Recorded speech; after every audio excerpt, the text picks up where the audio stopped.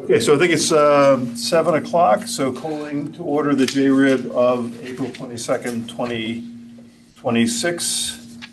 We have the minutes. Anybody have any issues, any amendments, changes to the minutes before we vote to approve? I noticed a couple of typos. One is, I think it was meant to be PE. It says just P, I believe. Where is that? It's on page 2.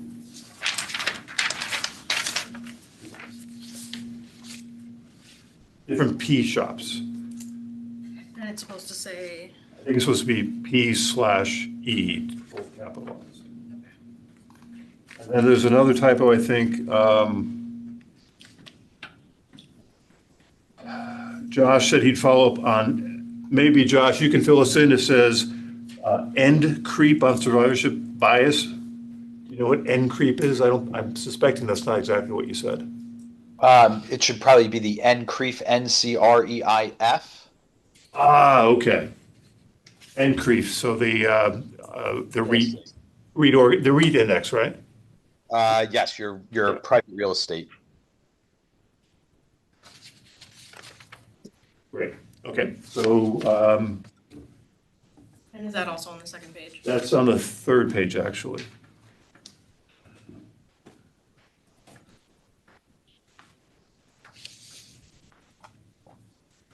The bottom of the page, it's actually the second to last, the last full line. Well, the second and third full lines, last full lines. End creep on survivor, and it's supposed to be end creep. N, actually help me, Josh, NCREIF, is that right? That's right. I'm sitting across from a guy with a Jones Lang LaSalle vest on, so he definitely should be able to verify that. I couldn't even tell you what it stands for. Okay, all right. Okay, so motion to approve the minutes? I motion that the minutes be approved as amended. Second? Second. Second? Okay, all in favor? All opposed? Sorry. I'm going to abstain because And we have one, I wasn't at Christine that. is abstaining. So consensus approval, Sorry, sir. unanimous approval. What's his name? Who seconded Joe it? Quinn. Okay, sorry, I just don't know. No, no. Thanks. And are you Stefani Kim? No, Okay. I'm filling in for her. What's your name, please? Chelsea Dean. Chelsea. Dean, D-E-A-N. It's up there. It's up there, I'm also on the Zoom. Oh, how confusing. All right. All right, thank you, Chelsea. Sorry not to know. I should know your name. Okay, so I think at this point we're moving to the BlackRock quarterly performance review. Josh and Ray. Yes. All right. Good to see you all. Two topics on the agenda for us, and as Tom kicked off here, we'll start with the March quarterly performance. We'll talk a little bit about the nice recovery that we've seen in April as well. And then, the hope here is that this is about 10, 15 minutes, definitely open for questions, comments, and any feedback here from the JRIB. And then we have planned, hopefully using about 45 minutes to view a private equity pacing study analysis now that we've approved the current SAA. We've gone from reviewing the SAA, and we can now look at, does anything need to be adjusted or implemented here? So in terms of the performance, if everyone can turn to page 4 here, the executive summary or the March performance summary update. We're showing quarterly here is certainly a difficult March month. dragging the overall quarterly performance down. I don't necessarily need to get into what was going on in the world or what was driving equity markets down. It's certainly been a conflict that's dragged out into April now. Certainly, we could talk about the depiction of what happened kind of with the markets bottoming on about March 30th. And so you've captured at your March 31st performance basically the bottom of where equity markets are after a pretty rapid turnaround to new all-time highs that we've seen in April. So certainly the equity performance drags down the overall fund performance. Fixed income was relatively flat during the month as rates bopped around. They came down. They went up a little bit on the conflict. Fears and risks of higher inflation, markets priced back in that central banks were not going to cut rates, and in fact, as we mentioned in the last meeting, potential for central banks hiking rates, more so in Europe than you would see in the U.S. But the U.S. went from 2 rate cuts to 0 priced in during the month of March. So as you can tell, with rates moving up during the month, that was negative for your fixed income. But net, we had seen rates come down from the beginning of the year. And so overall fixed income allocations actually returned relatively flat for a 3-month period. And then we still have not gotten the 12/31 market prints for the private equity funds. So you'll see a 0 for the quarterly return for private equity.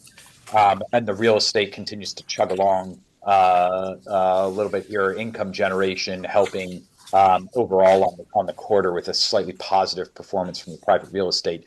So again, net, the pension is down about 1% for the quarter, positive 6.5 fiscal year to date through March 31st. The OPEB fund down about 1.1% as well, up 7.9% fiscal year to date. And again, it's a similar story. Both portfolios are allocated pretty similarly, other than the OPEB fund having a slightly higher equity allocation. Now, I know you might look at your equity performance on the 3-month basis that the pension was down 2.2% and the OPEB was down 1.6%. It's a pretty weird outcome given that they're both allocated pretty similarly. We'll get into that when we look at the individual funds, but the driver of this is the international equity ETF was capturing price movements at a greater extent on the last trading day of the quarter on March 31st than your collective fund. And again, this is part of the ETF is open to everybody. So you have retail using it, you have hedge funds using ETFs, you have regular institutional investors using it. And the international equity, both the ETF and CTF trade until 4 p.m. New York time.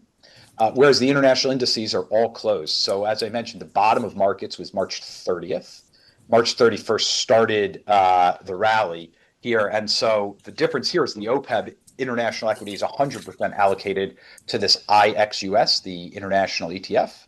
Whereas on the pension side, there's that 75-25 split. So the return that the iShares showed on March 31st was a bit more exaggerated than the CTF. This all caught up to itself when markets reopened on March 1st and the benchmark indices caught up.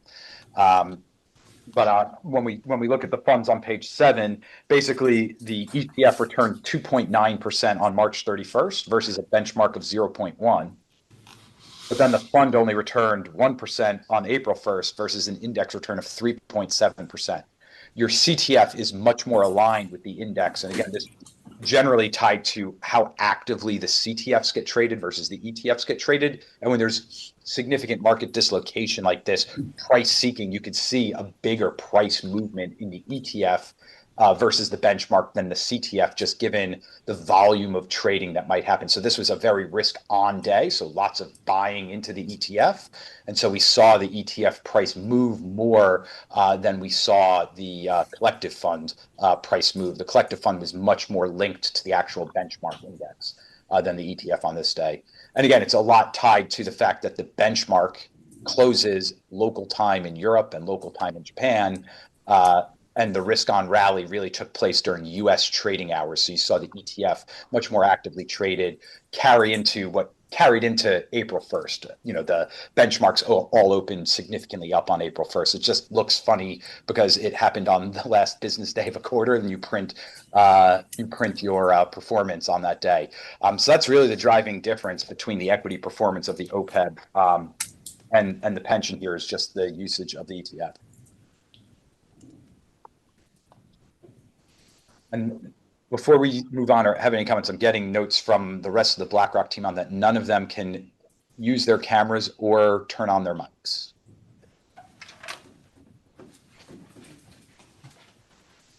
Is that Looking into it. Ray and So that should be Ray. Chelsea's on it. Yeah, we see Ray, Ray, and who's the Kyle. other? Is that Jordan? And Jordan. Yeah. Oh, there's Ray. There's Ray. Jordan as well? There we go. Nice. Yeah, and Annie All right. and Kyle as well. Annie Oh, and Kyle Kyle. got his camera on. And Annie? Is Annie on it as well? Yes. Yes. Thank you.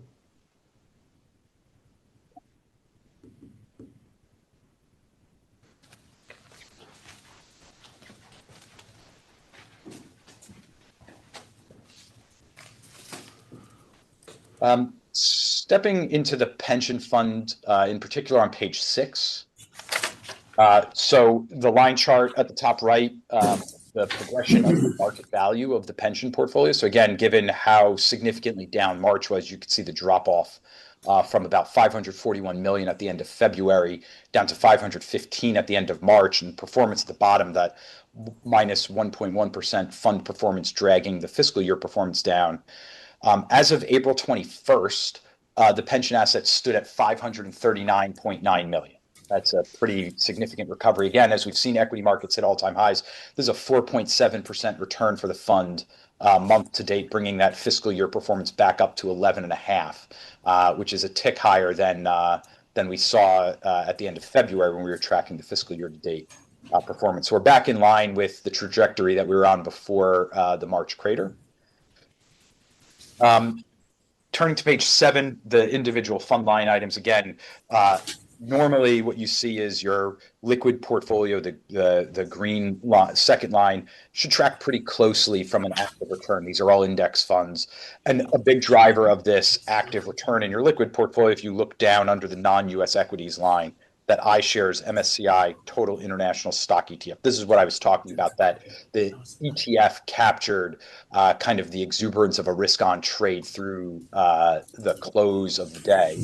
And so we saw a bigger pickup in return relative to the benchmark. So you can see that 2.36% return for the quarter versus a negative almost 70 basis points.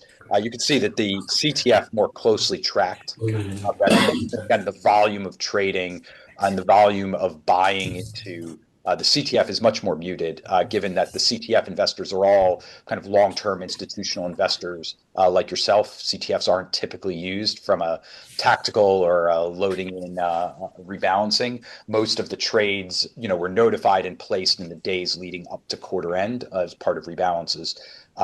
Again, the index opened up and closed up over 3% on April 1st. And so the CTF will show that higher performance on April 1st, just not captured at March 31st like you do see in the ETF. So Josh, on that point, I see a 90 basis point active return for non-US equities. So I'm presuming that next quarter it's going to look as ugly as that looks good now? Yes, you'll end up seeing something that looks more negative because, again, how the ETF performed relative to the benchmark on March 31st versus April 1st. Thank you.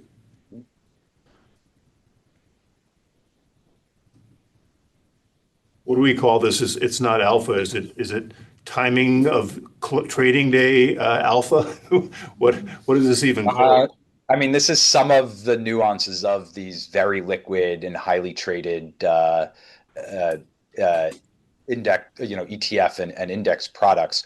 You usually see, and you even see on the CTF, there is positive tracking error. And one of the reasons behind that is, when you cut the measurement, the CTF and all things that are traded in the US trade through the end of the trading day in the US. That's 4 p.m. versus the indexes all close when those markets close. So this just so happened at March 31st, there was that risk on. So people were buying into the quarter end. So trading and buying in the US saw the price appreciate and the benchmark was locked in. So you tend to see there be a little bit of active performance or tracking error on international index funds versus the benchmark at a very short-term quarter end pick. Over the much longer end, this tracking error is a lot lower, but you tend to see it arise. You'll notice the US CTFs, even the US iShares, the tracking error is close to zero because the index trades and the index closes at the same time. Thank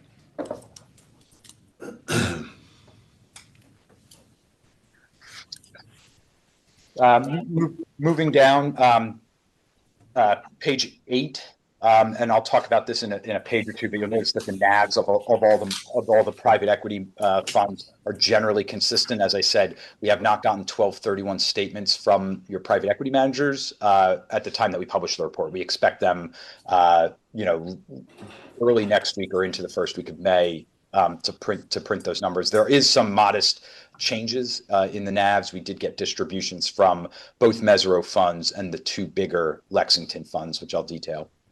But net, the performance for the quarter, printing 0 because there's been no updated to the NAVs. We should get 1231 prints, like I said, shortly.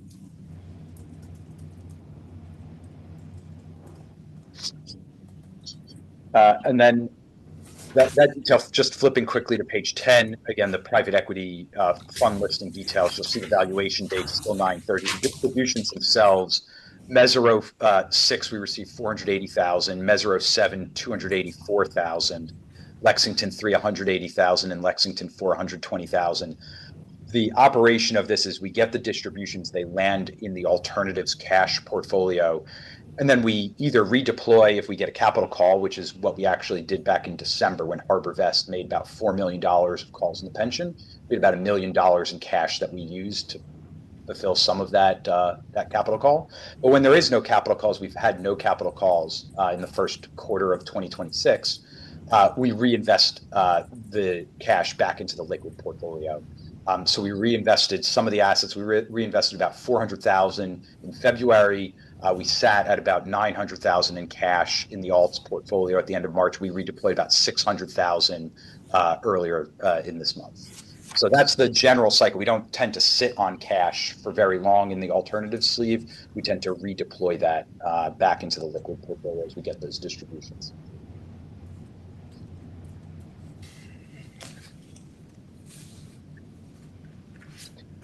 Are there any questions on the pension fund in particular? We can do a quick overview of the OPEB fund.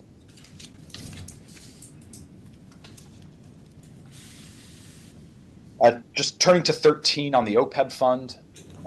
Again, look at the March asset value at 110 million was back to where you were kind of around at the end of November.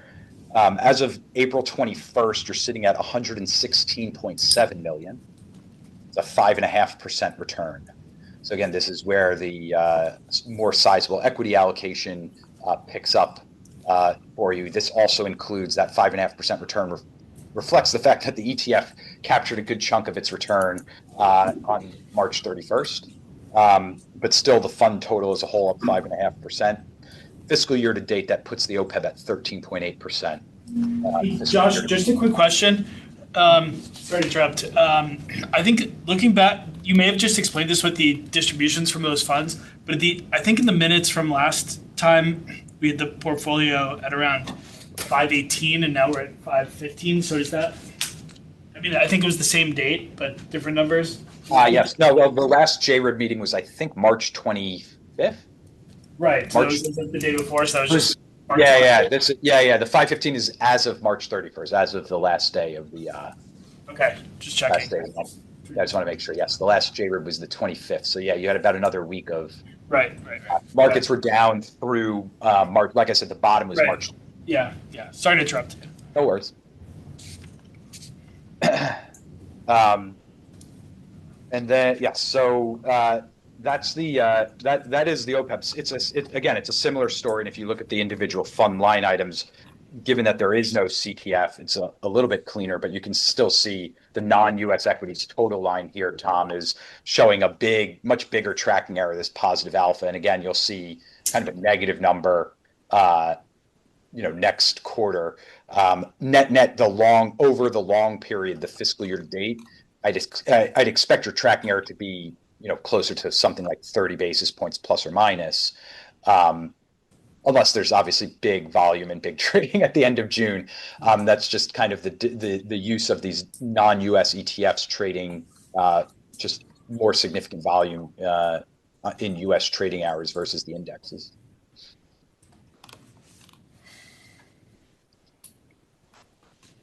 And same story on the private equity on page 15. HarborVest made capital calls in December, but we have not gotten 1231 statements from them yet to update their overall performance, and they've made no distributions. So there's been no more capital calls or no distributions for the quarter.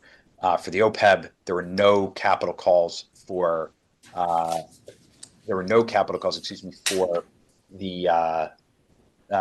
the pension, but we did receive a handful of distributions that have been reinvested. Quick question on the OPEB as well. Just when I was trying to get a handle on it, because I don't know that portfolio very well, I think there was, sorry, so where is it? Just give me 1 second. I just had it. These notes are all over the place. Fixed income, non-US Which page on? exposure. Oh, sorry. Give me 1 second. Now I'm really all over the place.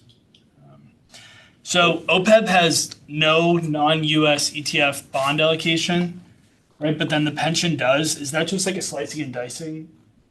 No, the OPEB, if you look on page 14, under fixed income, there is non-US aggregate bonds. So it's entirely Okay. allocated to the international aggregate bond ETF.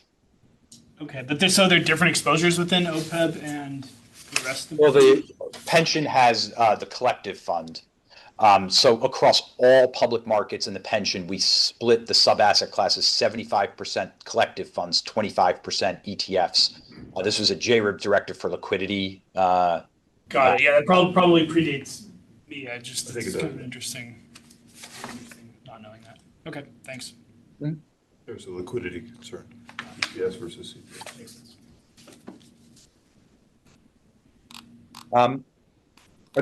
Are there any questions about other questions about the fund performance? Obviously the April month has been extremely positive for both funds, and we continue to see that rally. The 2-minute quick BlackRock overview is, we continue to believe in the long-term prospects of equity markets here. There's a lot of positive news around earnings and earnings growth potential, certainly some choppiness in the labor market. I think that there's going to be some sustained inflation, but again, the strength of corporate balance sheets, strength that we've seen from consumers continuing to support some of the economy means at least, hopefully through quarter end, we're seeing still some positive views. The geopolitics aside, which is much more uncertain and really difficult to time or try and predict, notwithstanding that, there are positive, I think, there's positive lens on a lot of the equity side of the market, especially in the U.S. We've seen a significant rebound in EM economies. I think our view would be that it's probably a little slower in developed Europe and Japan, where there's potentially other energy and inflation issues that they'll have to tackle more so than you would see in the U.S., and a little bit less of a tech sector. We've seen a good rotation this month back into that tech trade, the AI trade, which has driven a lot of the returns again. And so, it's been a good month, and hopefully it keeps going. It keeps going for both funds because the performance has been extremely strong again. Josh, I've got maybe a softball question, but I see that the iShares ex-US fund is doing comparatively better than the US fund. I would have expected the opposite based on what's going on in the Persian Gulf. Do you have any thoughts on, or your strategists have any thoughts on why the international markets seem to be holding up? Which fund, the ex-US versus? Yeah, I'm looking at the iShares MSCI Total International, which is ex-US. ex-US versus the S&P? Yes. Yeah, so again, the quarter to date captures that very large change on March 31st. But even if you go back historically, the ex-US includes EM. Mm-hmm. So it's about 70% developed, 30% EM. EM is up like 50% over the last year. That's been a big driver. We talk about diversification. Even going back on a 1-year basis, non-US stocks have outperformed US stocks. The Yeah, S&P. Josh, if I could interrupt. Actually, I'm asking about the underlying reason for that. I mean, it just seems surprising based on, you read about South Korea, for example, having issues with, the Persian Gulf and Japan having issues. I'm just wondering why the international markets seem to be holding up over the last several months when I would have expected the U.S. to be outpacing them, but the opposite is happening. I'm just curious. Yeah. I mean, look, March was a very bad month for EM relative elsewhere. EM was down 12 or 13%, whereas US markets were only down, 4 or 5%. That was a big hit from uncertainty around oil, uncertainty around inflation. We've seen a bit of a rebound this month. Again, it's tied to some of the tech trades. So some of the reason EM really outperformed, you saw South Korea, which is very concentrated, a few names driving it, but they're all AI tech, generally AI tech related. We've seen Japan have a strong year. There's a lot of fiscal impulse there. The new elections that happened in the fall that were seen as positive for corporate world, corporate earnings, that drove some good returns in Japan leading into year end. And there's also, if you go back to the beginning of 25, and we saw it again at the beginning of 26, this a little bit of this valuation shift. So there was this view coming into 2025 that, equity valuations, especially in the US, people quote the Shiller Cape or, the Buffett measures, all of these things that said US stocks were overvalued. And then you look across the pond and European stocks are trading at, 13 to 15 multiples, and EM is down at 12 or 13 multiples. The beginning of 25 saw a big rotation out of US into non-US stocks for a little bit of a valuation reason. Then you hit obviously Liberation Day, and the second half of the year was really driven by tech, which was US and certain pockets of EM. We saw another bit of that same rotation trade towards the end of last year into the beginning of this year. Value outperformed growth. U.S. large cap value was one of the better performing indices. It's more of asset allocators and investors trying to look at the stretched valuations that we saw run up in the second half of last year to the AI trade and say, do I really want to own a stock, the tech sector, the S&P at 28 PE, or do I want to own international stocks at 16, 15 PE? And there's a bit of that valuation. But the minute that there's been this volatility and we've seen the pullback in multiples in the US stock, especially on the tech side, that's been a big driver of the return. And so there's a bit of this expectation that revolution back into some of these value trades is being reversed back into more of a growth and more of a tech-driven type trade on the public equity market. So again, the expectation and what you've seen in April has been U.S., especially U.S. large cap, performed really well. You've seen certain pockets of the EM world, especially the AI trade, perform well despite the uncertainty around oil and inflation there. So it's a bit of that driving some of that. Thanks. Internationals worked out well for us this year. Yeah, I'm just a little surprised. Yeah.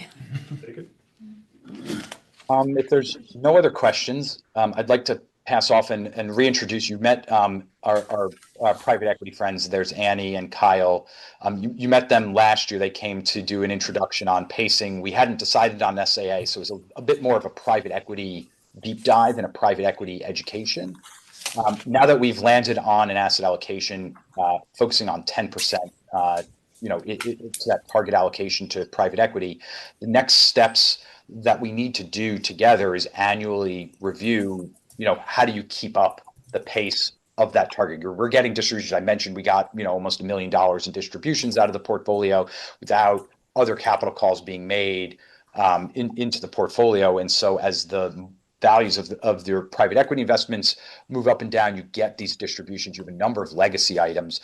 We need to think about pacing out over the next several years. What do future commitments to private equity look like in terms of keeping pace with what your SAA is? And so Annie and Kyle will come back. They're going to, again, do another brief overview and education a bit on private equity, why you need to pace out maybe a bit better detail than I've given, and run through a pacing study on both the pension and the OPEB and what two different flavors of pacing look like. One if you do nothing, and one of trying to keep and maintain that 10% target allocation to private equity, and how does that look in terms of pacing, subsectors of private equity? How do you deploy capital? You have the Harbor Vest funds and some of the legacy And so they'll walk you through some of that analysis, and then obviously be here for any questions that you have on private equity. I know we've talked a lot in the past about, how you need to be a good manager, what makes a good manager, how do you benchmark, how do you track performance, and all of those things. And so I'll pass it off to Annie and Kyle. Thanks, Josh. And just before we get into that, I just want to flag that last time we also flagged that we had potential concerns or thinking about whether we should have concerns about manager count and diversification there. Yes, as well. diversification. Yes, So- Annie and Kyle. I've expressed them the closeness of the pacing that you had with the Harbor Vest funds and the overlap, and they'll speak to why we all know diversification is a good thing, and they can explain how you use the pacing to also help set up being a bit more diverse and not having just constant vintage overlap. Yeah, absolutely. We can get into that. Thank you, Josh, and it's a pleasure to see everyone again. Thank you for inviting us to the meeting. Kyle put together our pacing analysis, so I'm gonna turn it over to him. He's gonna go through it, and then we can, get into some more of your specific questions, as Josh mentioned. Kyle, over to you. Alrighty, thank you, Annie. Pleasure to meet everyone again. I think we can start by flipping to page 20, and just to kind of start off the analysis, we've outlined what we refer to as the portfolio snapshot for the town of Fairfield, Connecticut employees. And what the top table illustrates is the overall vintage view of the private markets portfolio. So you can look at each row corresponding to each individual vintage, which can include a number of different commitments. And from there, we can see the total cash flows per vintage, as well as the aggregate TVPI, or total value to paid in multiple at the end, which is a form of performance metrics for private equity investments. Overall, I think strong performing portfolio. I think we can note that some of the more recent vintages are a little bit too early to tell performance-wise. So I think as we kind of continue to see those develop, we'll see that kind of multiple grow over time. But as you can see in, say, 2017 and earlier, these are slightly more mature vintages, and we kind of see the performance in line with kind of multiples between 1.7 to 1.9, and then 2013 being a strong outlier at about a 2.3x multiple. Overall, from a strategy perspective, largely kind of focused in the buyout space. We'll note here is within each fund, a number of these are more diversified fund to funds, which tend to have exposure across kind of small, mid, large, and mega buyouts. So I think the illustration here is kind of more focused on the actual fund vehicle size as it relates.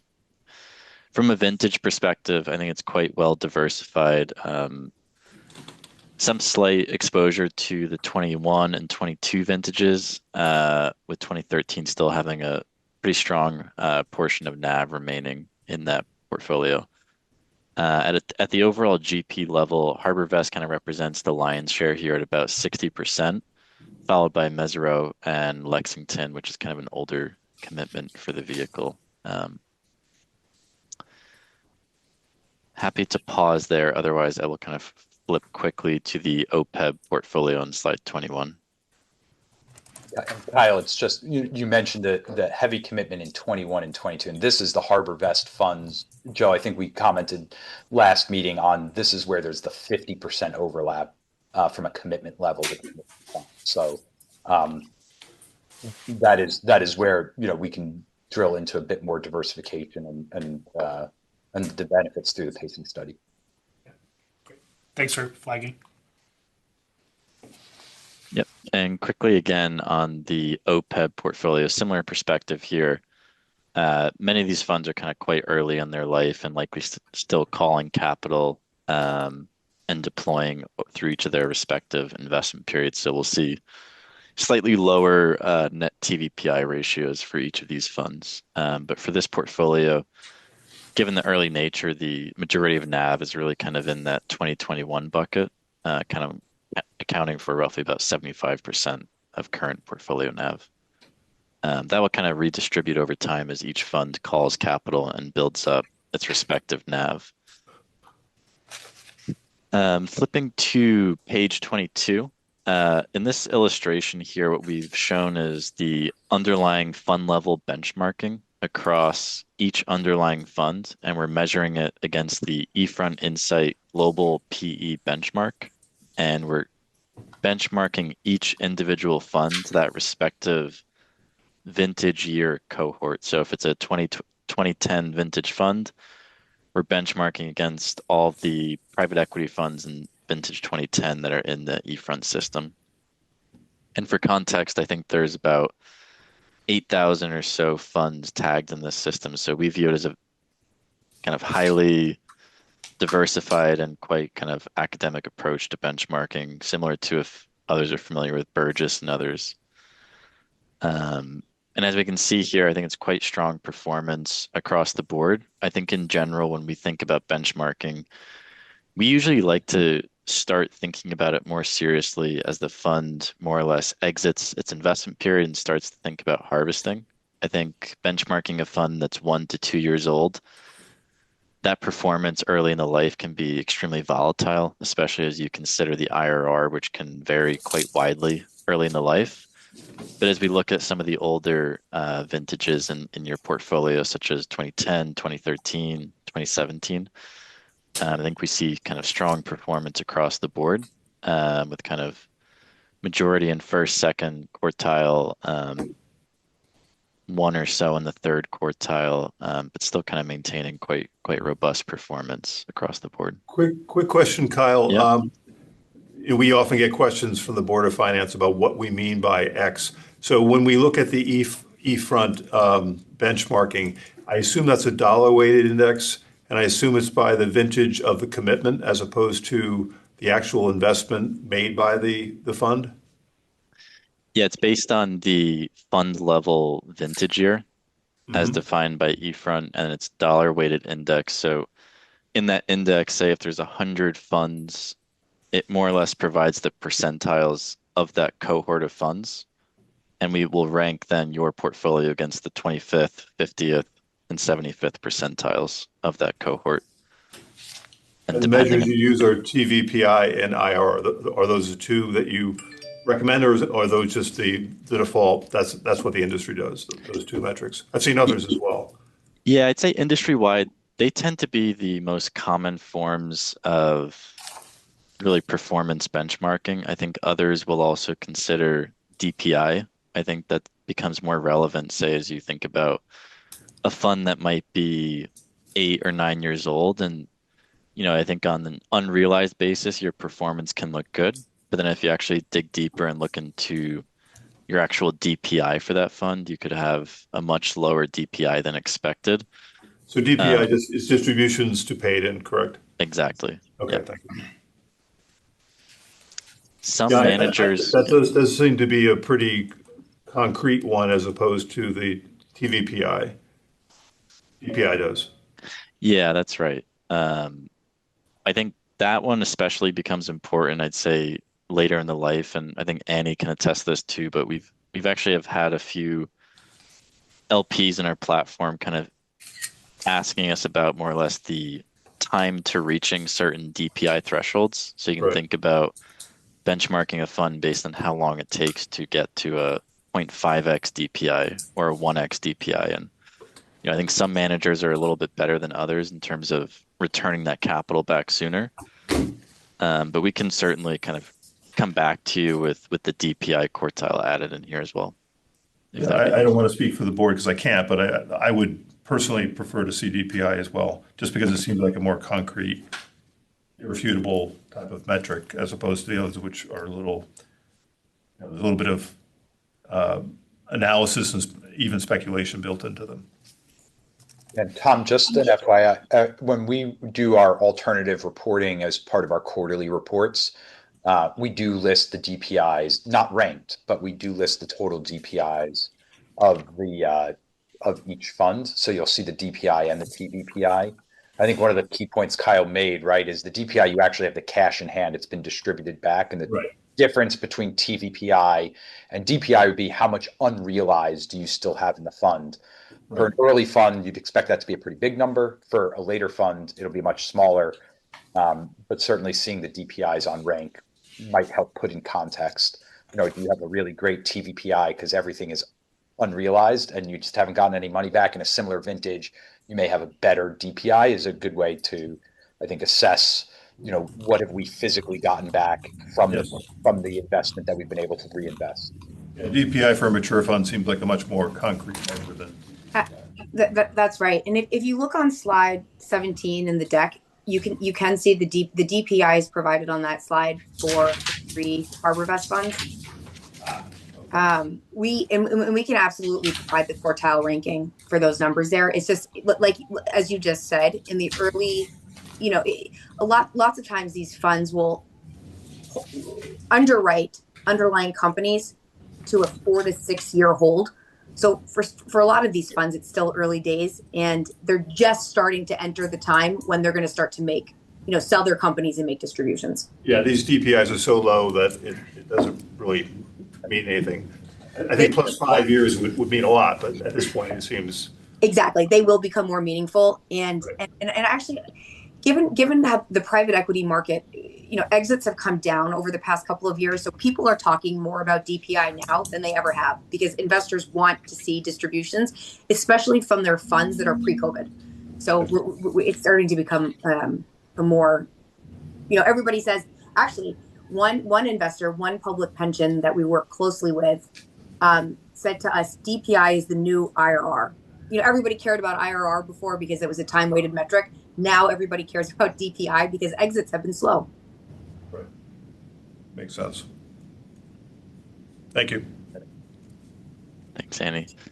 I think flipping to 23, we can spend just a brief minute here, but this is ultimately just the same subset of funds on the prior page, just outlined on a pie chart based on both kind of commitment and looking across IRR, TVPI, and across the pension and OPEB portfolios. And I think to the note of kind of like focusing on, you know, upper quartile managers, we've actually have done research that kind of shows that even just a focused effort of trying to just cull out your fourth quartile managers and less so of like an intensive focus on first only actually generates meaningful outperformance. So I think the more you can actually kind of focus on reducing exposure to those fourth quartile managers is equally as important as only trying to pick the winners. So I think it's just another way to kind of think about more or less manager and kind of investment selection.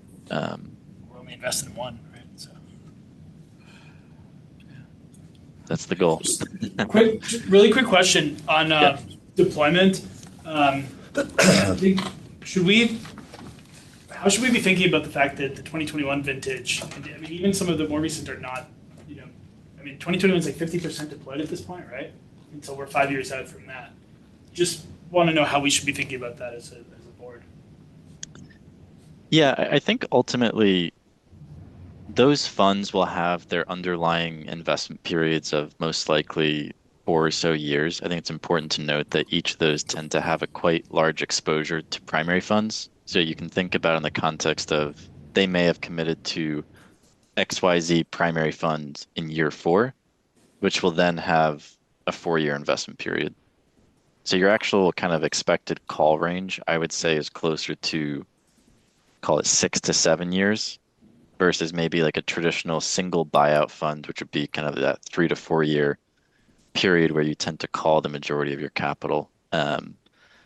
It also is kind of subject to, at the manager and at the fund level, of whether or not they are using subscription lines of credit to kind of help mitigate the frequency of capital calls. So it really kind of depends at both kind of that underlying single fund level and then also at the actual GP level managing the diversified fund-to-fund vehicle. I mean, subline's really only, I mean, that's like a quarter to quarter type of thing, though, not a, 5 years out looking at a 50% deployment. Right? So, No. Yeah, that would typically be probably like 6 to 12 months in terms of a delay of actually drawing the cash. So yeah, I would probably say I would imagine this to be wrapped up probably in that 6 to 7 year time period. And I think what some hypothesizing, but there could also be some level of recycling happening here too, where early distributions might be offsetting future capital calls. So your actual net out of pocket capital being called for the portfolio might be closer to, say, 70, 80% versus maybe the 100% that you committed. Sure. Is that where HarborVest typically lands? Again, typically. I think we'd have to kind of dig in there. I don't know off the top of my head in terms of their kind of experience historically. The point that Kyle first mentioned, so the 2 points about why that, and I agree, that percentage called it looks low. The 2 reasons: one, capital call, they're probably using a subscription line, meaning that they're delaying calling capital from you because they're calling on a facility instead. And people do that because it's easier for you. You don't have to deal with a bunch of capital calls, and it also helps sort of boost the IRR a little bit.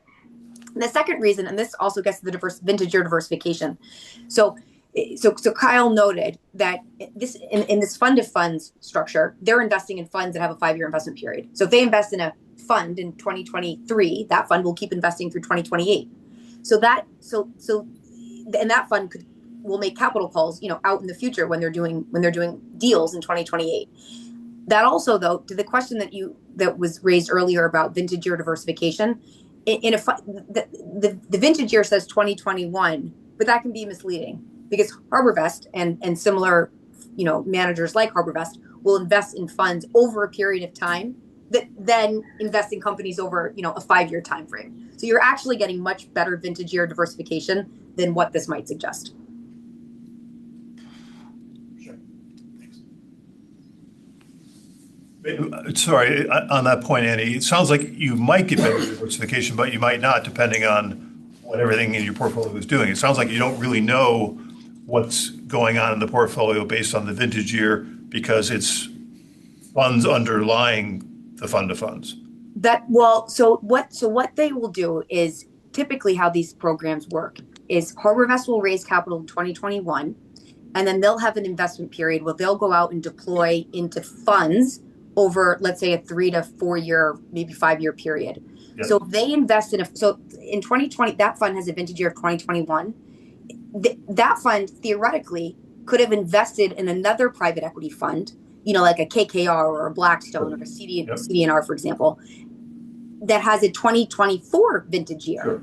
Yep. And then that CD&R KKR fund will then invest for 5 years because those typical standard private equity funds have a 5-year investment period. So that, 2024 KKR fund will then go out and invest through 2029. So you should be getting, if HarborVest is doing their job right, you should be getting embedded vintage year diversification through the underlying fund managers. I hear you, and I think it's probably true, but I think we can't, if this were the central issue, we couldn't be assuming that because we don't know what HarborVest is doing. If they invest in KKR and Blackstone, and those funds happen to be investing in the same year in a big way, we may think we're getting more diversification than we are if we're going into HarborVest every year. So we don't really know for sure, to be honest, right? Well, and that's where we did the overlap analysis. Right. Was the 2 funds have overlapped in terms of their commitments. So to Andy's point, both funds could have made a commitment to a CD&R 2024 fund. Yes. So you have vintage year diversification because the funds are investing across 5, 6, 7 years, but your layered 2021, 2022, 2023 funds might be making the exact same investment. And we do know that the 2021 and 2022 have made the same investment in 50% of their investments. Right. So that might lead to so vintage year diversification could be okay, but manager concentration could be. Yes, exactly. Yeah.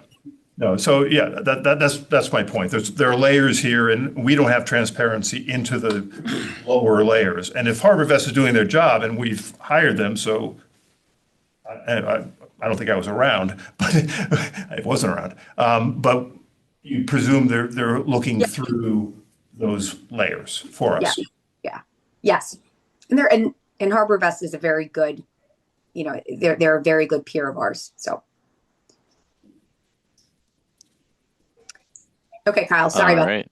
No. Thank you for that. Maybe flipping to 24, we can kick off the section on the cash flow modeling of the existing portfolios and projected commitments required to kind of hit and maintain a 10% target to the asset class. Maybe a quick minute on the actual model itself being used. This is leveraging the model that was originally developed at Yale, for cash flow modeling for private market investments, and we have further augmented it internally within BlackRock and is leveraging data from Burgiss across roughly 8,000 funds to kind of fit the model itself.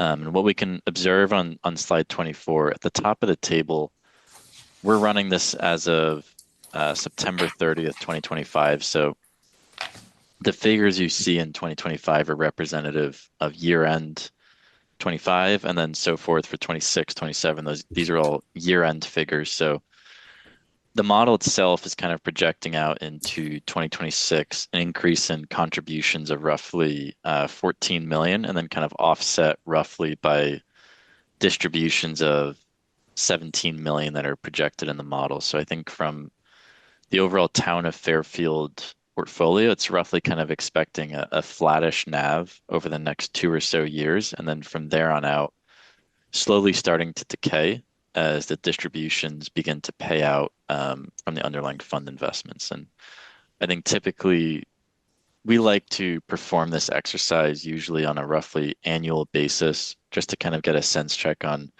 where's the portfolio today and are we kind of on plan, behind plan, ahead of plan in terms of commitment pacing. I think looking at this today, I think as we can see on the chart with the purple NAV region, we're kind of right on target. But I think with that being said, we really advocate for kind of continued pacing to the asset class if you want to kind of maintain that on a go forward basis, ultimately because the NAV curves ultimately decay over time, and a dollar committed is not equal to a dollar of NAV in perpetuity, as it kind of evolves over time and will slowly kind of run out as distributions are paid out from each underlying fund itself.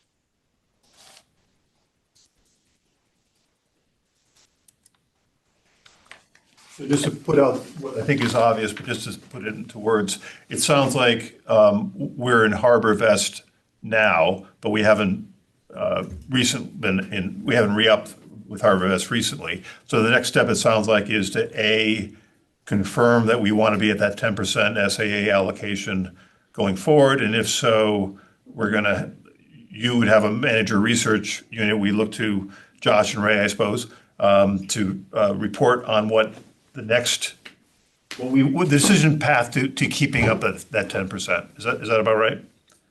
That's correct. Yeah. On the next slide, actually on 25, illustrates a rough path of kind of how to get to and maintain that path on a go forward basis.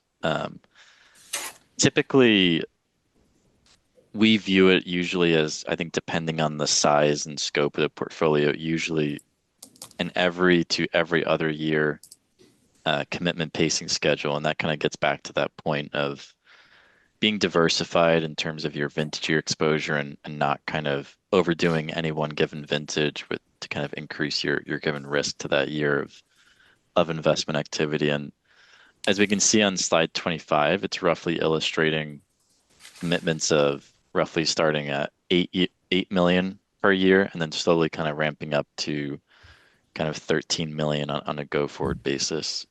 Again, this is something that we would kind of rerun with you on an annual basis and is not necessarily a plan that is set in stone today and just executed on. Yeah, happy to pause there for any questions. I think two pieces here for the JRIB. One, you'll notice the multicolors on the chart here.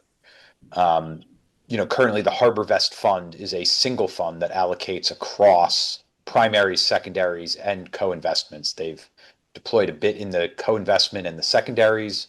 In the March report, we gave you a target commitments. They're about 60% primaries.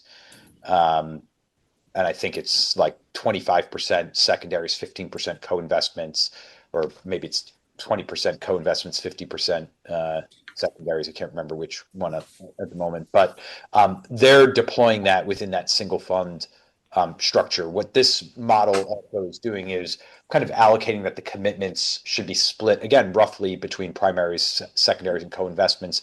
To Kyle's point, each year we might look at your allocation and say, the commitment this year is more towards co-investments or more towards secondaries than it is primaries, just given how the rest of the prior book of private equity that you have develops, right? All of the Lexington legacy and the pension is secondaries. So if we continue not to get distributions from that Lexington funds that size, the next commitment might not include secondaries, just given that you're currently maybe oversubscribed to what we would say a 50-30-20 breakdown between primary direct and co-investment. So that's, I think, a key piece here of this chart. And the second piece, to again Kyle's point of we can revisit this every year. There is an annual pace here. The other option is, spreading out the commitments every other year. Those commitment sizes would then probably go up in size. So instead of 8, 8, 10, it might be 8, 15 if you waited until 2028. And I think we saw that in your experience with HarborVest. You'd made commitments in 2013, you'd made commitments in 2017. And to maintain that 10% target, you ended up making a $30 million commitment in 2021 to HarborVest. That was followed up by 25 million in 22, but then the 2023 commitments all came way down from that pacing model. I think, one of the things Kyle, illustrates here is we'd like it to be a bit more consistent or slowly increasing rather than having like a huge cliff drop off. It makes it, I think, a bit more efficient to deploy capital where you're not making way over commitment and getting stuck and then having to drop off, and timing it and pacing it a bit more naturally. Have you guys, I understand the 50-30-20 is like a BlackRock top-down outlook. Have you guys gotten much pushback on that? I mean, are there any fair criticisms of that allocation? I would say that typically when we're kind of reviewing these portfolios, we tend to notice, I'd say, a pretty inherent skew in most investor portfolios towards the primary side. I think the nuances with the primary exposure is that in general, they tend to be a little bit slower to actually deploy capital, and that kind of dollar committed is maybe not hitting as much of a percentage of NAV as you might see in directs and directs and secondaries. What we view is when you kind of build up to roughly a 50% primaries and then the remaining 50% split across directs and secondaries, you can actually really kind of almost on a go forward, contrary to what you might imagine, you can actually somewhat reduce your overall commitment size as each dollar being committed is getting an increasingly larger percentage of NAV per dollar committed. So it's actually can also just help you hit and maintain your targets on a more tactical basis as needed, whereas the primaries are slower to deploy and largely kind of blind pools of capital that you're investing to. But Annie, open to any comments from you there? Yeah, I think that we would say that 50-30-20 is a core model that we might encourage investors to hit, 5-7 years down the road. It might not necessarily be the right mix up front, and it might not be the right mix for a specific investor based on their needs. So we iterate with investors to help figure out what the best allocation across the 3 different strategies is. For investors that are early, you might lean into secondaries because it helps build up your NAV. For investors that have a great primary funds portfolio, which create, and primary funds are very important because of diversification. They inherently create great diversification. But as Kyle noted, co-investments, if you invest in a co-investment fund, it tends to be much cheaper. Standard private equity, these private equity funds charge 2 and 20. Co-investment funds are typically half that. So you're able to get, as Kyle was noting, more NAV or more dollars per work in the same great assets that are going into funds, just, in a reduced fee, with reduced fees. So it's really different. It can be different for every investor, but we would encourage investors to consider,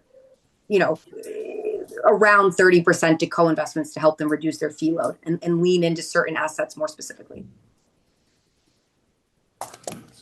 I think I'm probably speaking for most people on the board that this is relatively unfamiliar territory. Is it possible to get a matrix showing the characteristics of primary, secondaries, and co-investments, including the pricing you just mentioned, Annie, but also diversification, average deal size, timing of deployed capital, that kind of thing?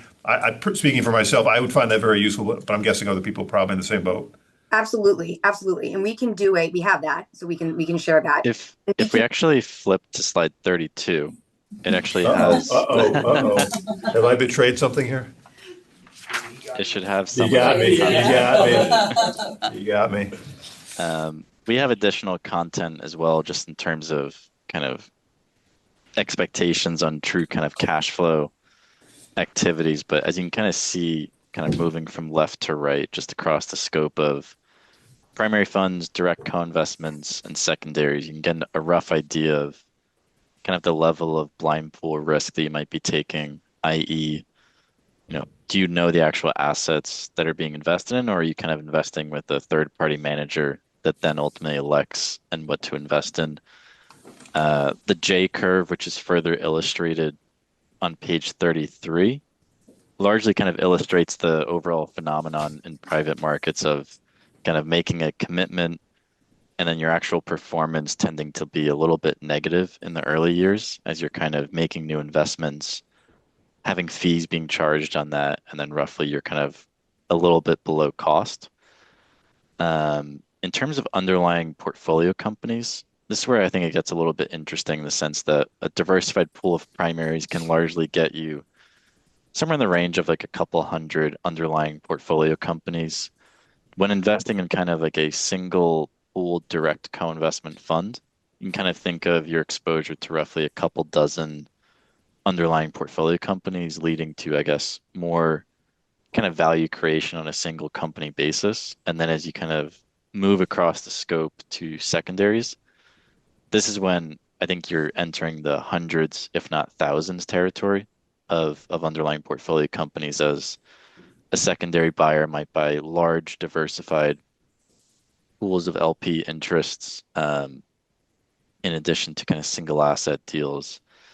So overall, I'd say that diversification is probably, you tend to see the most in the secondary space, kind of followed by primaries and then direct co-investments.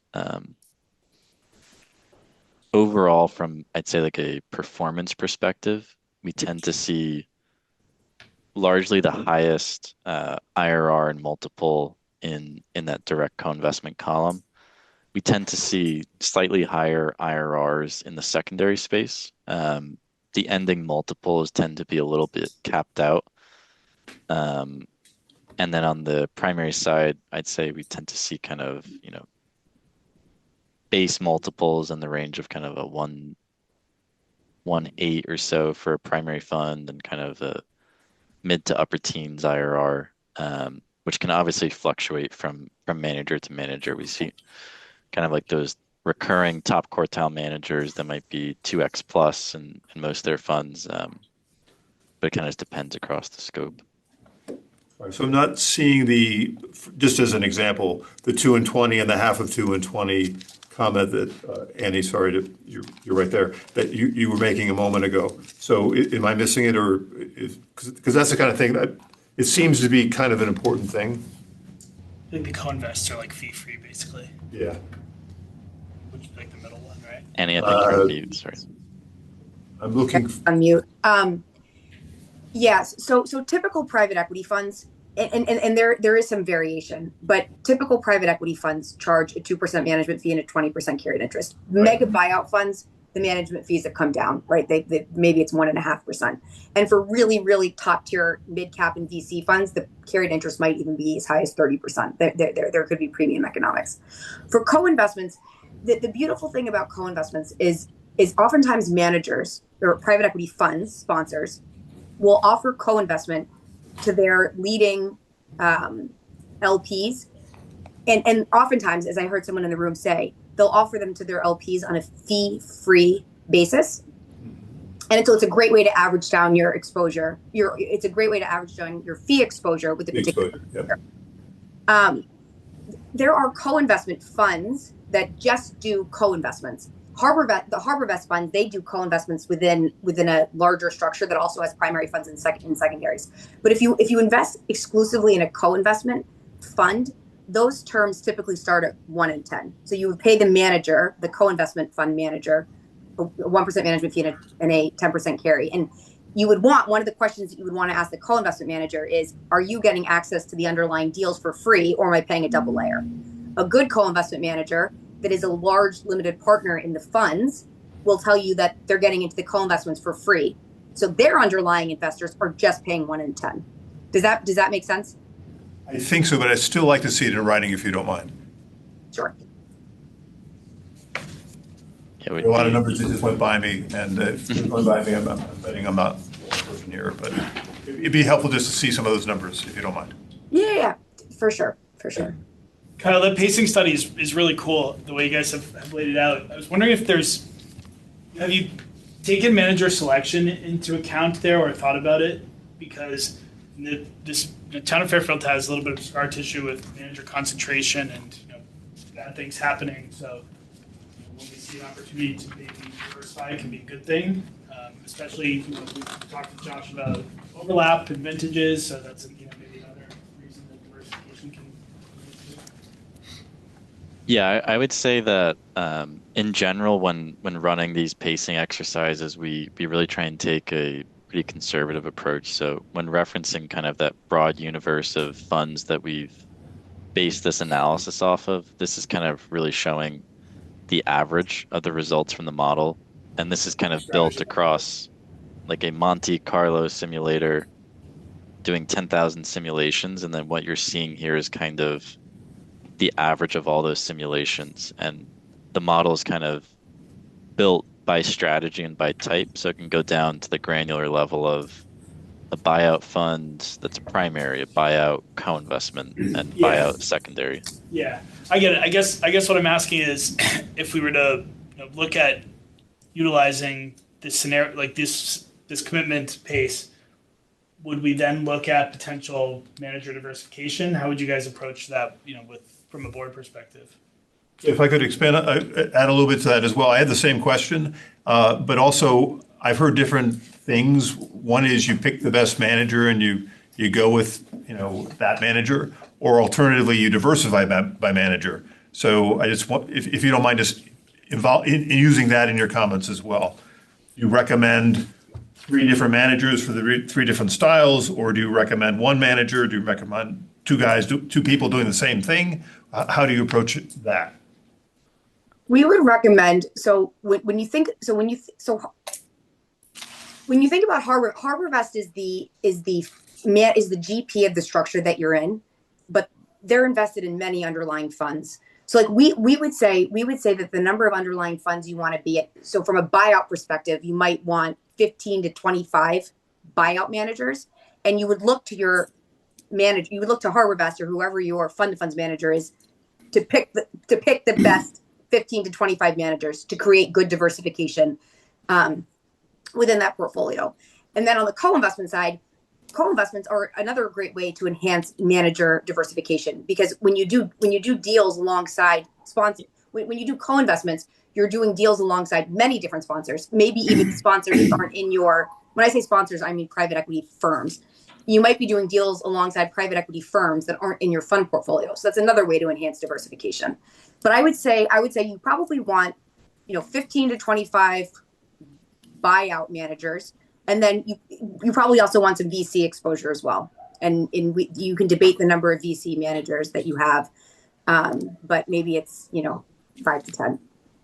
Are we sort of looking past the headline concentration at the HarborVest fund of funds level? I mean, there are others. I mean, BlackRock has its own vehicles that act as a HarborVest, right? Yeah, we do. There's Stepstone, Hamilton Lane, Path. I mean, so I guess that's something we'd want to be cognizant of. So there are definitely. Yes. So you may want to diversify at that level. So like have multiple fund of funds managers. So you have to, HarborVest or Stepstone or Hamilton Lane has their relationships, their GP relationships, and then we have our own. So yes, so you may want to consider diversifying at that level. And typically, when some of our investors do, they work with us, plus they work with other partners, and maybe they have 2 or 3. And it's the returns when you invest in it's really the underlying managers, the ones that are making the asset selection, like picking the companies. That's where you want to see, you want to understand what managers are in the portfolio. For example, before we use KKR, Blackstone, CD&R as examples, you want to know what managers are in those underlying portfolios. Right, but HarborVest may not do it the same way as another manager, as another fund finance manager, though. Yeah, Joe and Tom, I mean, I think you're asking exactly the right question here about manager diversification. I mean, I think for the size of the commitments Fairfield's able to make here, it's really hard. Exactly. It's not a lot. It's $10 million bucks on average. I mean, Right, what's the you're minimum? gonna pay attention. Yeah. The fund-to-fund structure that you have with HarborVest is probably the most efficient way for you to get manager diversification. So the question comes back up at the top level, manager diversity, having multiple managers managing this like fund-of-fund type structure. But the key part, I think Annie really hit at the primaries level for that underlying manager diversification, you do need 20, 25 type buyout managers. You need more VC managers. At the size commitments, it's hard to make individual picks for Fairfield. So having a fund-of-fund GP making that diversification selection, on your behalf, hiring that manager to do that, I think is the right route. I think we definitely agree on that point. To consider, and I think it is a good point to think about. HarborVest has all this overlap and trying to see what's under the hood and where do you get diversification of those underlying primary exposures. And, the managers of these fund of funds, you mentioned a bunch, HarborVest and Hamilton Lane and BlackRock and all the managers that do this kind of thing, all of the underlying pieces, primaries, secondaries, and co-investment get diversification of the underlying managers. You're not just allocating everything. The co-investments aren't just deals with one manager. They're deals with 15, 20 managers. The primaries, it's not just one primary fund. It's going to be, 15, 20. I think the HarborVest fund has upwards of, 70 or 80 primary funds in that big fund that they have. So there is a ton of manager diversification at that underlying level that, unless you're CalPERS or someone with, Right. a $100 billion PE book, it's just impossible to select the individual managers, and get that vintage diversity. Otherwise, you get one manager in 2025, one manager in 2026, whereas a fund of fund is going to pool billions of dollars together and make that allocation across multiple managers. Yeah. Most of these funds, most of these underlying funds have a minimum commitment size of 5 million, and some of them might even be more. So you can't. So from a capital, from a resource perspective, capital resource perspective, you would have to go through a fund of funds. But you're right. Like HarborVest has their relationships. We have our relationships. There's certainly differences. And I don't think we're trying to talk anyone out of fund of funds. Just Yeah. It has to be HarborVest.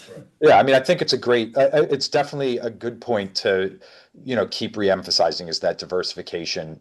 I think the JRIB has brought up before in the past, and Kyle hit on it of like, you're trying to not just land in the top quartile of managers, but also avoid bottom quartile managers. And that's what, the managers of these fund of funds are good at, or you evaluate how good are they at getting in the top median, especially top quartile, but also avoiding those bottom quartiles, because that's how you get the value add of the asset class itself, is that manager selection piece. And you're hitting the nail on the head. Picking one manager has a much wider range of outcomes than picking multiple managers under that primaries banner. If you have a good manager selection process, you can land in that top median, top quartile with diversification of managers. I would maybe just add from my perspective, I think diversification is very beneficial, but I think up to a certain degree. I think when you look at a pool of, say, buyout managers, when you actually kind of look at the net benefit of kind of adding incremental managers after, say, 15 or 16, from a risk basis, you're not really reducing your risk that dramatically. what ends up happening is as you just pile into 100 different buyout managers, you're kind of pulling down your overall, I'd say, expected return, as I think it'd be incredibly challenging for that fund-to-fund manager to pick 100 top quartile managers versus 15. So I think as you kind of expand into overly diversified fund-to-fund type strategies, you tend to drift closer to median and potentially sub-median versus kind of a slightly more concentrated portfolio that can tilt more towards kind of those first and second quartile managers. That's a great point, Kyle. And we can send you a white paper on that we published that talks about like what's the benefit of adding that next fund after you do, after you get to 15 or so funds. And that study, that research that we did had informed our fund to fund strategy. So we currently have a fund to funds in the market right now. And we've elected, our strategy is to pick, 15 different general partners. We're going with 15 different general partners. And then we'll invest in 15 general partners over a 2-year period, close it up, and then raise another fund, invest in 15 general partners over a 2-year period, close it up. So that's what that's our approach. Going back to the minimum question, if we're putting in $10 million, we'd be relying on your manager research to identify leading fund of funds providers.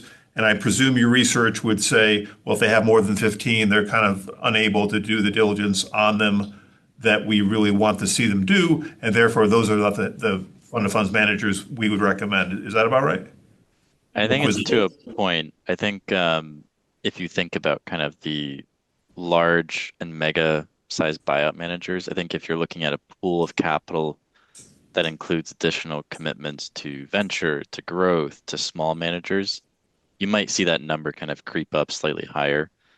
I think that same analysis that was done on venture growth managers, it's closer to a basket of 25 or so managers that kind of require you to get to that level of kind of no net added benefit of adding additional managers. So it kind of depends on the overall composition of the primary portfolio.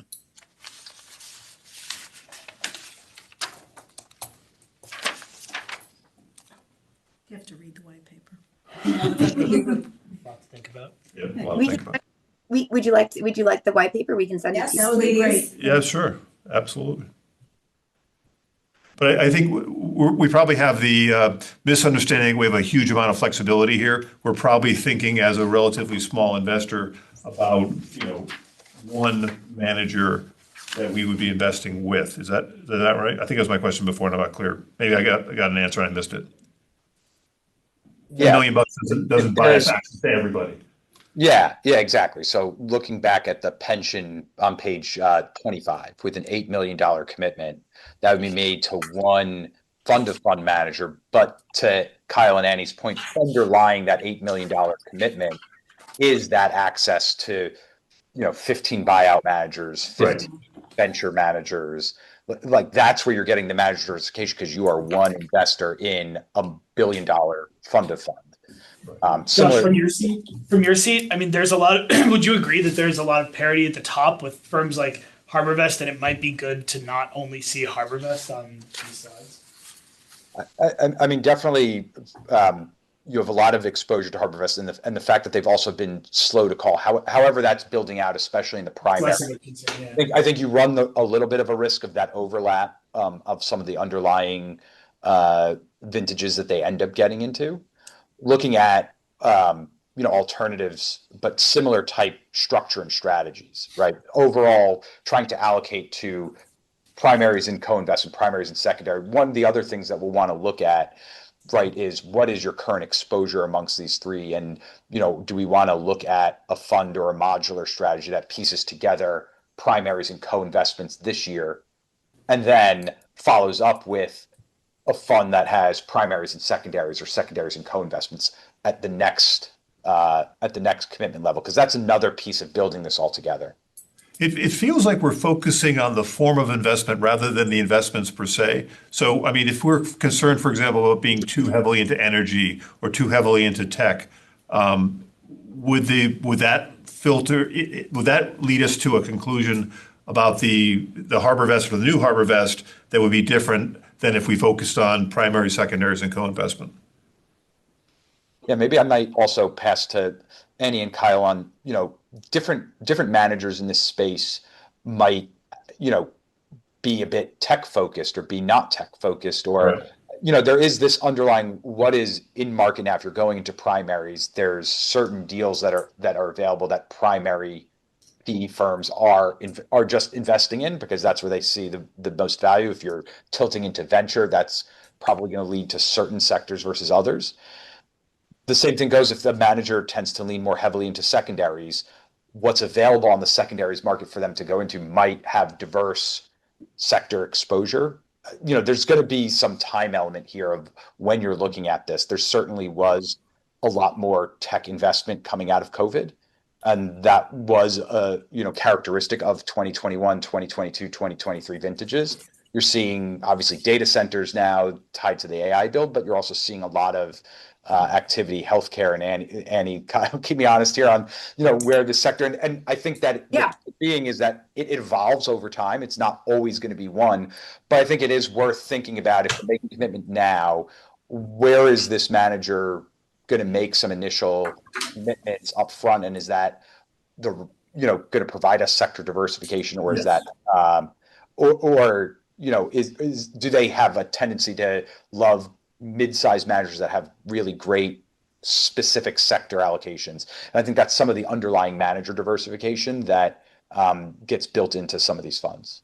And that would be, Tom, I think something definitely reasonable for the board to consider as they're thinking through this process. Yeah, it just seems if we're making a big decision based on form, we're possibly missing what you just mentioned, Josh, which is, coming out of COVID was tech a big deal, et cetera, et cetera. I mean, healthcare versus tech, that to me seems like maybe I'm wrong, but that seems like a bigger decision than secondaries versus primaries, or maybe equally important. Maybe I shouldn't prioritize, but it seems like a big deal to know where are we now and what would the new portfolio look like going with a selected manager.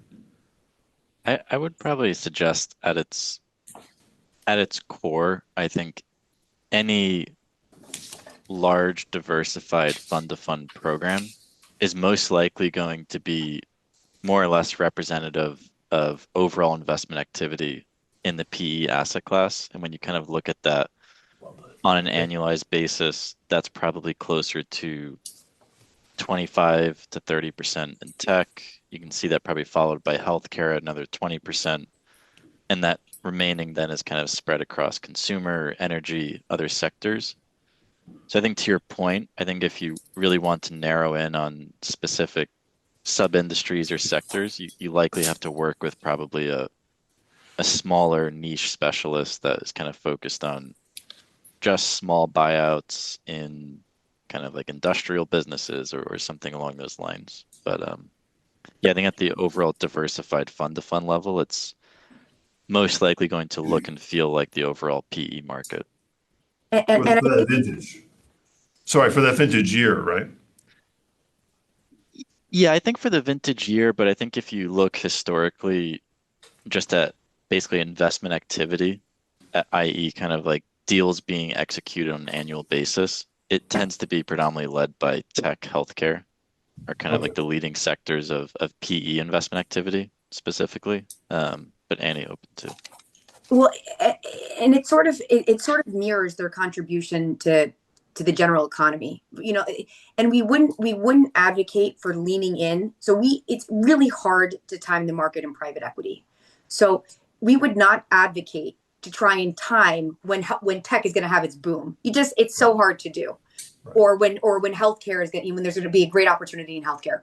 So what we advocate and what we do in our portfolios and for our clients is we want to have really good diversification at the primary fund level and at the co-investment level. And so we wouldn't want to see one of our portfolios, for example, get more than 30% in tech. And if it does, we would say, oh my gosh, like we're hitting 30%, like that's too much. We want to keep a diversified portfolio that sort of mimics how all of these sectors contribute to the general economy. On the co-investment side, that's where we can lean in a little bit more tactically. So on the primary portfolio, we want that to be really well diversified. from a sector perspective. And that will usually include generalist funds. So we'll want to have some really good generalist funds in there. And then as Kyle was noting, we might want to have some niche managers too that have expertise in a certain sector. But at the overall portfolio construction level, we want it to be really well diversified from a sector perspective. On co-investments, that's where we're picking the actual deals. We're leaning into certain deals and assets. That's where we can get a little bit more tactical from a sector perspective. If we, like, for example, you know, when the whole AI thing, you know, started gaining momentum, or even before it started gaining momentum, we invested in OpenAI and Anthropic and Grok. Like, we wanted to have exposure to those assets, so we leaned in. So You're talking about BlackRock's co-investment opportunities, right?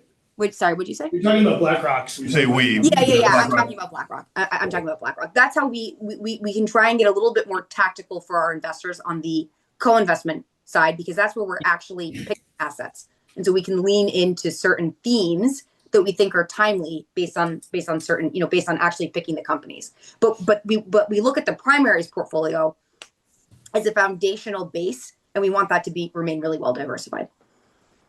So you're talking about a fund analogous to like the 50-30-20 HarborVest type architecture? Yeah, exactly. And the way that we do it, we don't have one structure that has all the different pieces. We raise individual funds. We have a fund of funds. Them with like the same close, or how does it work? No,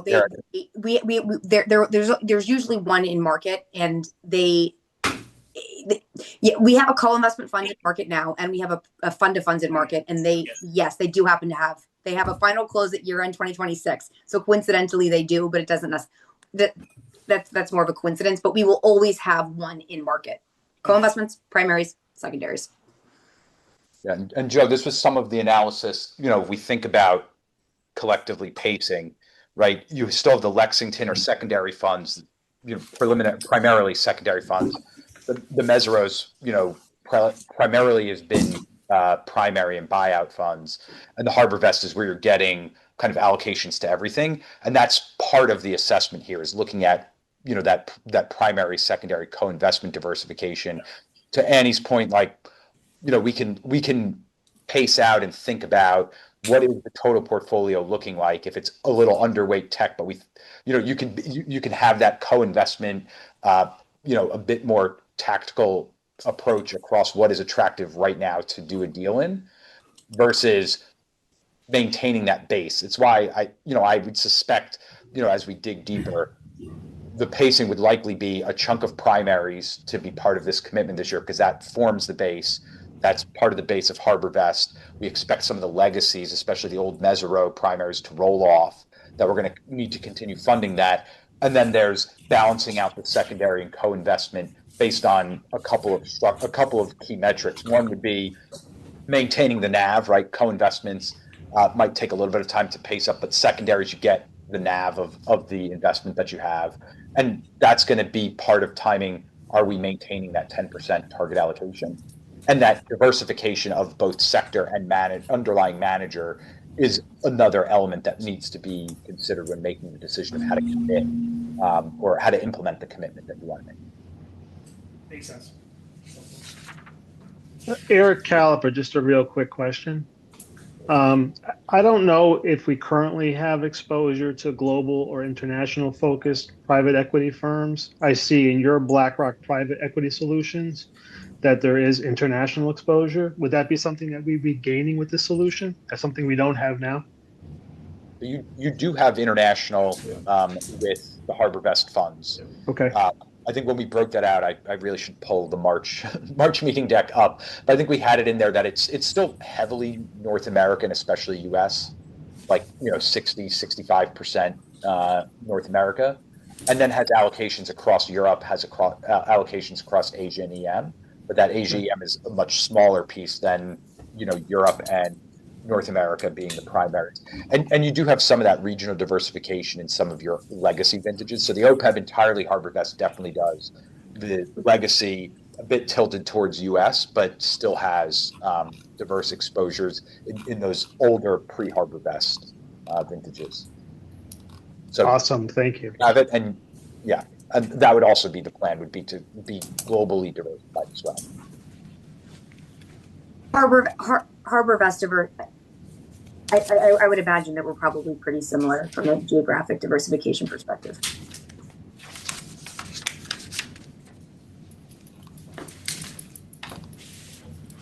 Josh, would it be helpful just to wrap up on 25 quickly for the, or sorry, no, the 27?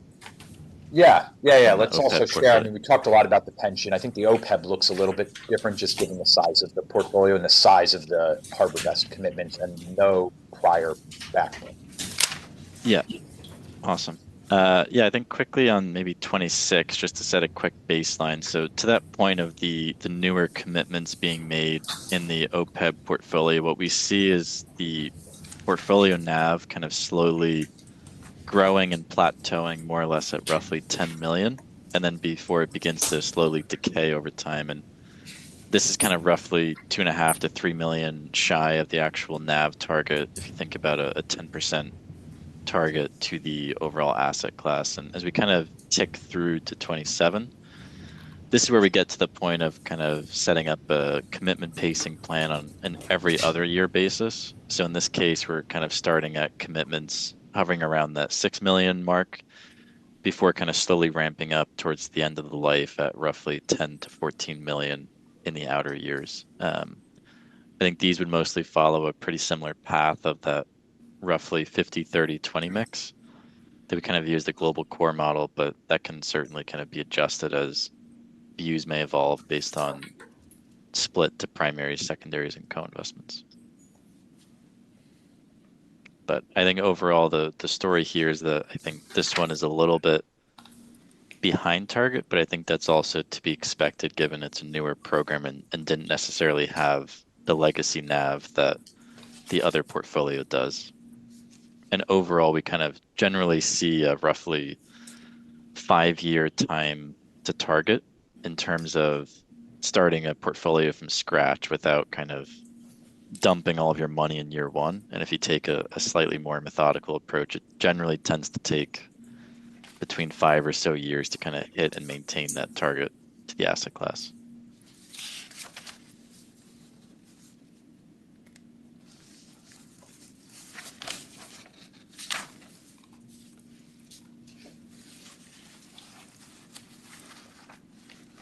Happy, Josh, if there's any other sections you would like us to cover, but I think for the analysis portion, that was the majority.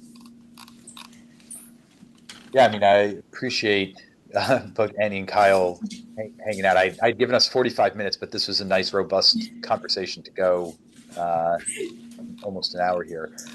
Are there, any questions from the board that they'd like to pose? I mean, obviously, Annie and Kyle are at our disposal. I, work with them, on a number of ways. So, I'm happy to keep you guys connected. I'm happy to share the white paper for sure. But are there any, specific things? Obviously, you can, send us emails after. We're happy to, compile some further questions as they come up. Well, thank you. Ken is obviously not here. Thanks on behalf of the board for this. I think we'll receive that white paper. We'll review it. I'll brief Ken on what we've talked about in his absence. And it sounds like if we're going to maintain the 10% PE level, we're going to have to make a decision in the coming couple of meetings on whether to re-up with HarborVest or to do something else. Typically, how do you provide your recommendations? Do you give like a top 3 recommendations? First of all, on cash flow contributions, I guess we see some numbers on the chart here for maintaining, but I think, Josh, you just said spread it out a bit. And then second, which manager, the big issue, which manager to go with? How do you typically, with clients like ourselves, what do you typically do? Yeah, so, we'll take back, we'll do a little bit a deeper dig into, what your primary, secondary co looks like, how that pacing looks out, and then, I think what we need to discuss, just as a group is, you're right, like talk about where it makes sense to deploy capital. We have to see what's in market as well. if we're going to make a 26 commitment. If it bleeds into 27, what funds are open or potentially available in early 27 if we want to hold off until the springtime. But I think that that's probably the bigger thing is what's available and what has openings for the size commitments that we want to make that meets the needs of filling in where the exposures that we need within the portfolio. Great. Digging back into ancient history, I remember some concerns being expressed by HarborVest, I believe, during the search process. Do you guys have a current outlook on HarborVest? Changes in management, changes in style, that kind of thing?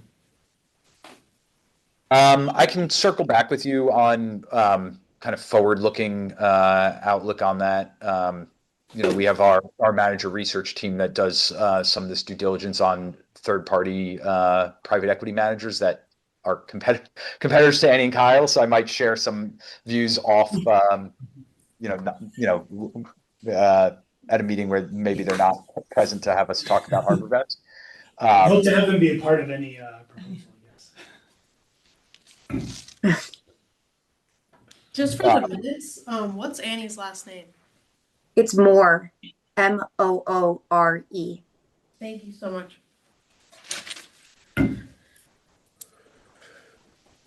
Okay, so we'll receive some forward-looking assessments. So I'm assuming, and I didn't understand this before, apologies for not being clear in my own head, but I didn't understand that, Annie, you and Kyle it sounds like you're the internal PE team as opposed to the manager research team. Is that right?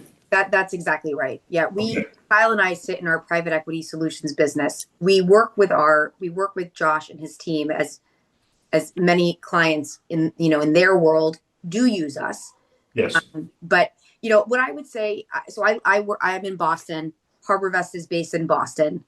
We are a competitor of theirs, but they are a great firm. I mean, I nothing negative to say about them.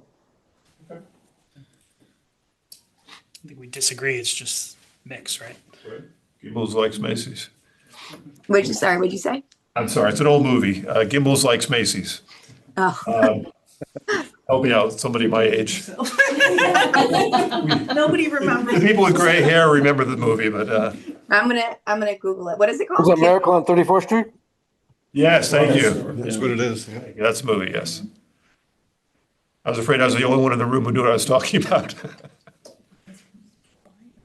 I think Kyle doesn't know. I Sorry, might see need to you- do some single you out, research. Gimbels. Gimbels is a competitor of Macy's. Got it. If I have to explain it, it's really sad. I'm really dating myself. Well, Tom, it's me and you, so I feel bad too. Watch the movie, yes, watch Alf. Yeah. Okay, so sorry to be serious for a second. To go back, so Josh, the manager research angle is the one that we would need to explore next, is that right? Yeah, so why don't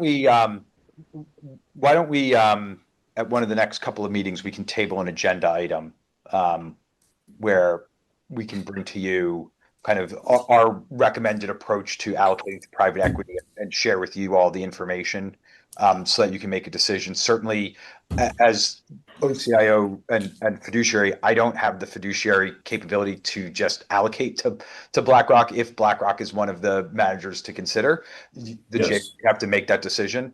Right. But we'll share, we'll certainly share our view and our recommendation on what manager or what exposures we're really looking to commit to this year. Okay, Like I said, it might be looking back, especially on the pension side, it might be instead of full fund of fund, it will be, hey, we really need access to primaries and secondaries or primaries and co-investments with this commitment. And that might evolve over time, like I said. Whereas the OPEB is probably more geared towards one of those fund of funds, just given they only have HarborVest. But I would think we'd want to try and keep the managers between the two funds fairly consistent. So we can table that for an agenda item. I know we have a couple meetings coming up. I think that there's a May meeting. I know we have a lot on, a lot of meetings on the calendar. But definitely by June, I think we should look into this. Okay. Thank you very much. I think that was very exhaustive and comprehensive and very, it just makes clear how much left there is to do, unfortunately. But thanks to everybody. Yep. Thank you very much. It was a pleasure seeing everyone again. Thank you. Thank you for the time. Okay.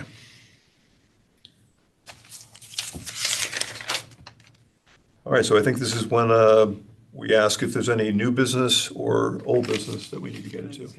Oh, sorry. Sorry, we're done with this section of it. There we go. Okay, great. All right, thanks. Thanks, Joe. Okay, so new business to be brought up, old business to be returned to. Motion to adjourn? Motion. Second. I think with that, we're adjourned for the JRIB meeting of April 22nd. Thank you, everybody. Thank you. Thank you.